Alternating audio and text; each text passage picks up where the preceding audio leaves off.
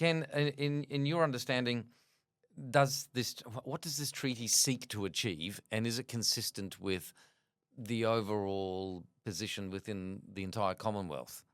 Well, that's an interesting question because it, in effect, creates a fourth level of government.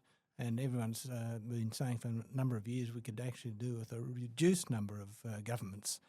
But it goes back to the United Nations treaty, declaration rather, on the rights of Indigenous peoples, and that was the background to the voice referendum, where the intention was to recognise the Indigenous peoples in the Australian Constitution and also to create a body within the Constitution whereby they could advise government on its actions. Much the same has been introduced in this legislation in Victoria, going even to the point where the head of their body will be a co-governor, in a sense, with the governor attending all ceremonial functions.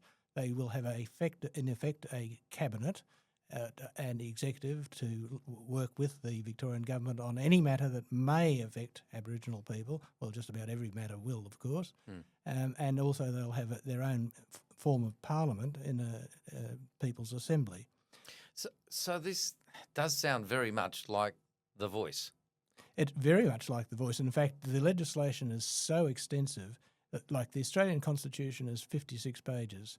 The Victorian Statewide Treaty Act is over 300 pages. Goodness. And in it, there are amendments to a whole range of other legislations, such as the Subordinate Legislation Act, the Public Service Act, the Freedom of Information Act, because secrecy is protected in this act, the heritage issues, and I think possibly some other matters.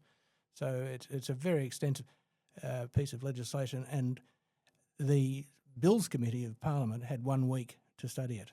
It's 300 pages 1 week. That's exactly right.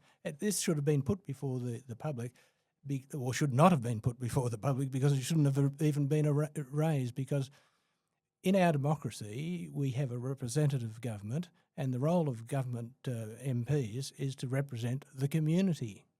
And the community spoke in the voice referendum and said, we don't want this.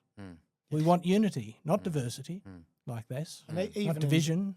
Even in Victoria, where you might have imagined there would be more sympathy for the voice when it came to the referendum, there was still, I think, 55 to 45. 55 was the number, yes.